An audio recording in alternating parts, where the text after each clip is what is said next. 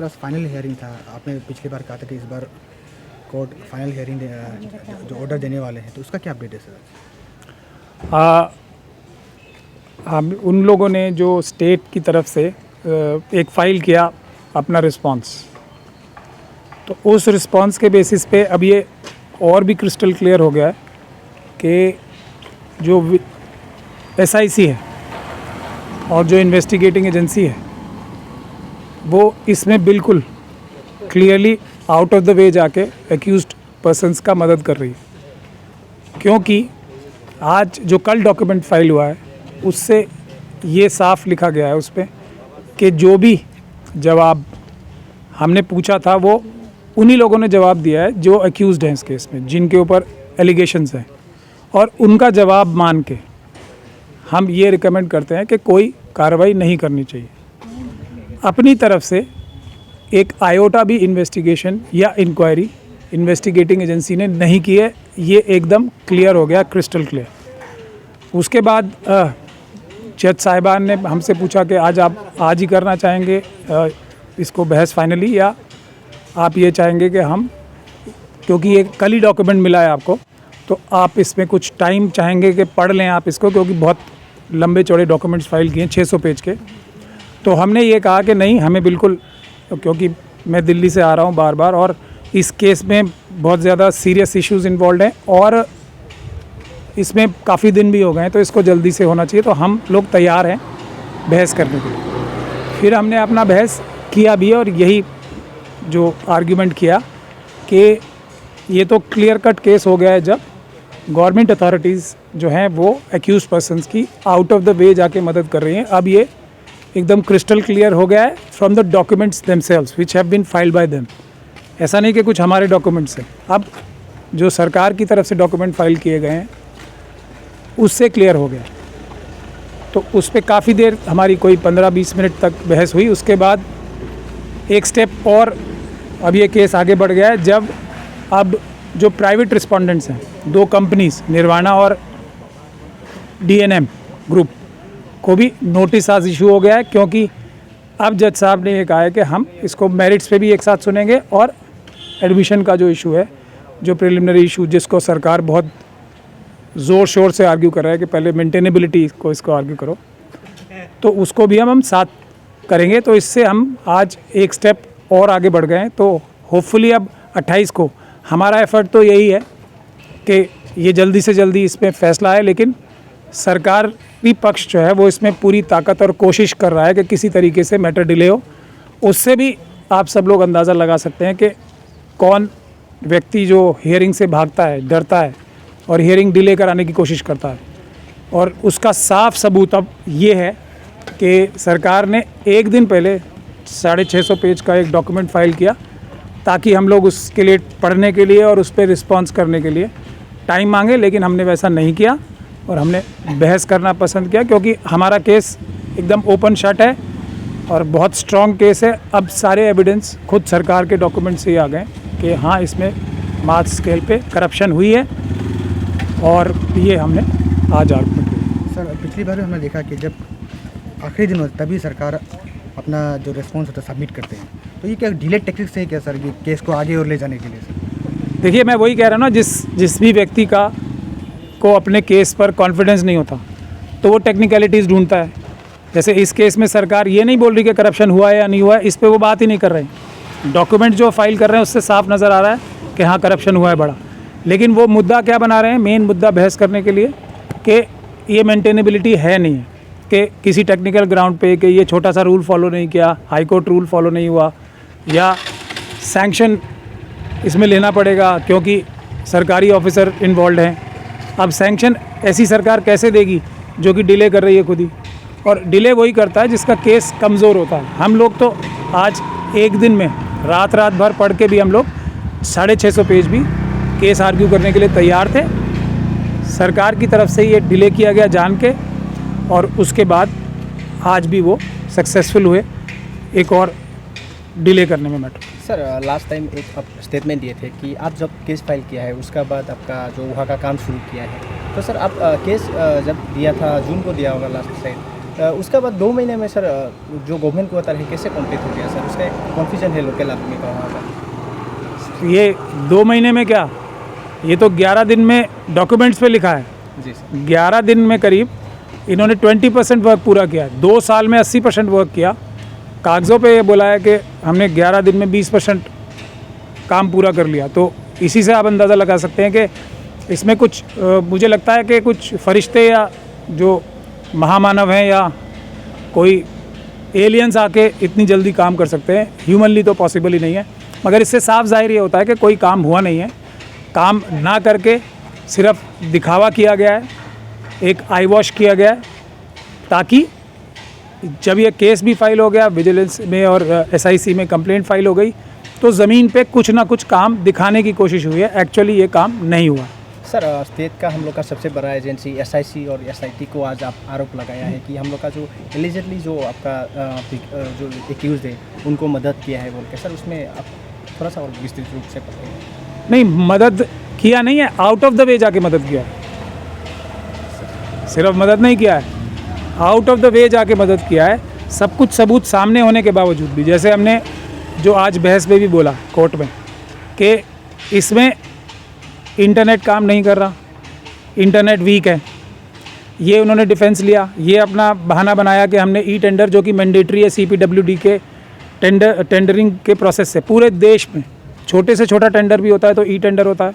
तो ये बहाना लिया कि जो एग्जीक्यूटिव इंजीनियर साहब हैं उन्होंने, और ऑब्वियसली उनको हेल्प थी ऊपर के ऑफिसर से, वरना ऐसा कोई एग्जीक्यूटिव इंजीनियर लेवल का ऑफिसर जो कि एग्जीक्यूटिव इंजीनियर भी नहीं था उस टाइम, वो ऐसा डिसीजन नहीं ले सकता। तो हमने ये कहा कि जो SIC है उसने ये पता नहीं किया, ये भी इन्वेस्टिगेशन खुद नहीं किया कि वहाँ क्या इंटरनेट काम नहीं करता था सच में, ये उन्हें खुद करना चाहिए था, ये भी पता नहीं किया। उसके बाद हमने सबूत ये लगाए थे कि बैंक गारंटीज़ फोर्ज हुई हैं। बैंक गारंटीज़ का नंबर जो हमने चेक कराया था, उसमें जो रीजनल मैनेजर हैं अरुणाचल के, उनसे जवाब आया कि ये बैंक गारंटी हमने कभी इशू ही नहीं किए, तो मतलब फोर्ज थी वो। अब बैंक गारंटीज़ का जो प्रिंसिपल होता है, ऐसा नहीं होता ना कि एक बैंक गारंटी का नंबर जो होगा वो किसी और बैंक गारंटी से मैच करे, यूनिक होता है हर एक बैंक गारंटी का नंबर। तो ऑब्वियसली ये फेक बैंक गारंटी का हमने सबूत दे दिया। तो उसमें भी जो विजिलेंस डिपार्टमेंट है उसने जो एग्जीक्यूटिव इंजीनियर साहब हैं उनका वर्जन मांग लिया कि मैं फ़िज़िकली जाके वहाँ पता करके आया था बैंक में, और उससे बैंक वालों ने मुझे ओरली बताया था कि हाँ ये बैंक गारंटीज़ ठीक है, जबकि रिटर्न में उनका जवाब है। तो इन्वेस्टिगेटिंग एजेंसी जो थोड़ी सी भी सीरियस होती या थोड़ी सी भी सच्चाई ढूंढने की कोशिश करती, तो सबसे पहला काम क्या करना चाहिए था, उसे बैंक जाना चाहिए था और बैंक से पूछना चाहिए था ये बैंक गारंटी असली है या नकली है। ये बिल्कुल नहीं किया, बल्कि एग्जीक्यूटिव इंजीनियर साहब का वर्जन ही मान के उसको कहा कि हाँ हम इसे एक्सेप्ट करते हैं।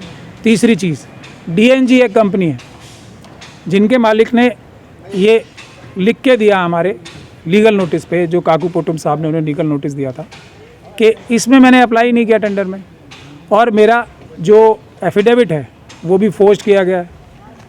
काकूपोटुम जो पिटिशनर हैं इसमें, वो उस नोटरी पब्लिक के पास भी गए। ये तो इन्वेस्टिगेटिंग एजेंसी के हेड नहीं है ना, काकूपोटुम तो एक नॉर्मल लॉयर हैं, एक आम लॉयर हैं, एक आम नागरिक हैं। इन्होंने क्या काम किया कि ये गए नोटरी पब्लिक के पास, उसने कहा ये झूठा है, मैंने तो कभी इसे अटेस्ट नहीं किया। तो ये करना चाहिए था, और DNG के पास जाना चाहिए था इन्वेस्टिगेटिंग एजेंसी को, जो सबसे बड़ी इन्वेस्टिगेटिंग एजेंसी है करप्शन पकड़ने की। पूछना चाहिए था आपने अप्लाई किया है या नहीं किया है, ये भी नहीं किया, बल्कि सिर्फ एग्जीक्यूटिव इंजीनियर साहब की बात मानी कि नहीं, ये उन्होंने ही मुझे डॉक्यूमेंट्स दिए थे व्हाट्सएप पे, उसीलिए मैंने लगा दिए। तो इस तरीके से सारी इन्वेस्टिगेशन की गई है। इन्वेस्टिगेटिंग एजेंसी को आज जो कोर्ट भी सबसे ज़्यादा हमसे सवाल पूछ रहा था कि कितने का नुकसान हुआ है, तो हम उसमें यही कह रहे थे कि हम तो एक नॉर्मल सिटीज़न है, हमें ये पता है कि 142 करोड़ से ज़्यादा इसमें सैंक्शन हुआ था, और हम अंदाजे से ही बता सकते हैं बिकॉज काकूपोटुम as a petitioner is not an expert, PWD के आदमी नहीं है, इंजीनियर नहीं है वो, कि कितने का काम हुआ, कितना पैसा खर्च हुआ, कि वो जाके उसको नाप तोल सकते हैं। ये काम तो इन्वेस्टिगेटिंग एजेंसी का था। ये काम भी बिल्कुल इन्वेस्टिगेटिंग एजेंसी ने एक स्टेप भी नहीं लिया, जबकि काकूपोटुम ने जाकर वहाँ खुद पूरा सर्वे किया, फोटोग्राफ किए और हमने अपना एफिडेविट जो पिछली बार फाइल किया था उसमें सबूत दिए थे कि ये कोई भी काम नहीं हुआ है, ऐसे सिर्फ दिखाने के लिए कुछ खंबे गाड़ दिए गए हैं जो अभी तक तार भी नहीं लगे इसमें। ऐसे हमने बहुत सारे फोटोग्राफ्स और जो क्लेम्स गवर्नमेंट द्वारा किए जा रहे थे कि हमने सारा काम पूरा कर दिया है, उसके क्लेम हमने दिए। ये काम इनके लिए तो बहुत मुश्किल था मगर इन्होंने किया, लेकिन SIC के लिए तो ये बहुत आसान काम था, वो उन्होंने नहीं किया। फिर डिपेंड किस पे किया, जो वही जो पावर डिपार्टमेंट के जो ऑफिसर्स थे उन पे डिपेंड किया। मतलब जो एक्यूज्ड हैं, एक तरह से अगर क्रूड लैंग्वेज में बोला जाए तो चोर से ही पूछा जा रहा है कि तुमने चोरी की है या नहीं की, तो कौन चोर बोलेगा मैंने चोरी की है? ये तो पुलिस का काम होता है कि जाके चोर की चोरी पकड़े। पुलिस ने ये काम नहीं किया। सर आजकल कुछ भी स्कीम होता है जैसे गवर्नमेंट का, उसमें जियो टैगिंग जो मैंडेटरी है, ये स्कीम में भी शायद सर जियो टैगिंग का यूज़ हुआ होगा। तो जियो टैगिंग जो हम लोग का जो गूगल मैप में जो जियो टैगिंग हाँ हाँ, वो सर पहले भी हम लोग जब डिपार्टमेंट को पूछताछ किया था तो सर उन लोग का बताना है कि हम लोग जब स्कीम शुरू हुआ था उसमें भी हम लोग जियो टैगिंग किया था, और जब अभी जो काम चल के ख़त्म हुआ था तब भी जियो टैगिंग किया था। सर इसमें आपका क्या स्टेटमेंट है? लेकिन वो एफिडेविट में नहीं लगाया उन्होंने। अच्छा, अपने एफिडेविट में लगाना था ना। जी। और फिर ये काम इन्वेस्टिगेटिंग एजेंसी को करना है। अच्छा, ये इम्पोर्टेंट बात है। REC को थर्ड पार्टी बताकर ये बता रहे हैं कि REC, क्योंकि थर्ड पार्टी के लोग हमने REC से लिए थे। REC तो इसमें खुद पार्टी है। REC का इन्वॉल्वमेंट भी इसमें साफ नज़र आ रहा है इन एलिगेशंस में। तो अगेन जो लोग एक्यूज्ड हैं उनसे ही थर्ड पार्टी विजिलेंस भी करा ली। ये भी वर्जन SIC ने मान लिया है। सर अगली डेट कब है और किस बात पे बहस होनी है मेन सर? अब अगली डेट जो हमने आपको बताया कि आज हम एक स्टेप और आगे बढ़ गए हैं। अब दोनों मुद्दों पर एक साथ बहस होगी, मेरिट्स पे भी बहस होगी साथ में, और मेंटेनेबिलिटी पे भी। इसीलिए पहले जो है प्राइवेट पार्टीज़ को जो थी निर्वाणा ग्रुप और DM ग्रुप को नहीं पार्टी बनाया गया था, यानी कि नोटिस नहीं दिया था। इस बार उनको भी नोटिस दे दिया गया है क्योंकि उनके ऊपर भी इसमें एक्शन होने का चांस है या एक पॉसिबिलिटी है। इसीलिए अदालत ने टू बी वेरी फेयर होके, यानी कि बहुत निष्पक्ष होके, उनको भी बुलाया है कि उनके पास भी कोई अपनी बेगुनाही के या हमारी एलिगेशंस को झूठा साबित करने के लिए कोई सबूत हैं तो वो भी लगा दो। सर आपको क्या लगता है सर डेट कब है? 28 अक्टूबर। सर आपको क्या लगता है नेक्स्ट डेट में भी क्या गवर्नमेंट का जो पार्टी है वो लोग भागने का कोशिश करेंगे? अभी तक तो हमें ऐसा ही लग रहा है। भागने का कोशिश नहीं, हर बार निकल के भागने की ताकत लगाते हैं, कोशिश से भी ज़्यादा। तो लेकिन अब देखें कब तक भाग पाएंगे। हमारा काम है इंसाफ के लिए, मेरे पिटिशनर का काम है कोशिश करना। बाकी इसमें सरकार को प्रोएक्टिव होना चाहिए था, जो ज़ीरो टॉलरेंस अपने आप को बताती है उसको।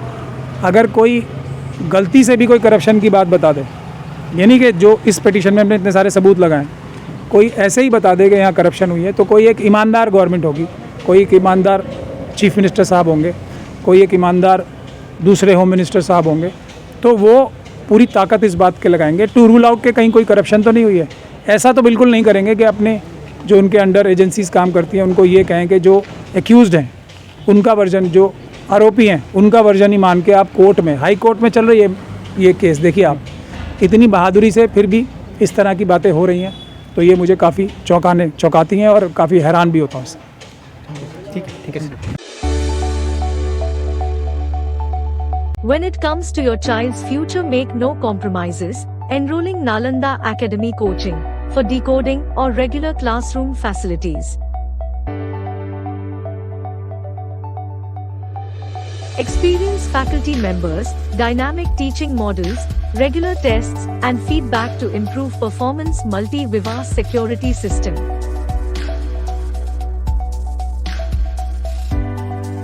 Small size batches, hostel facilities and many more facilities are available.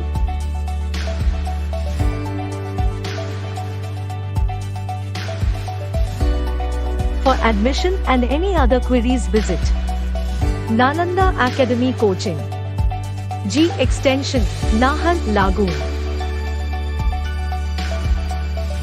Call 6033824065.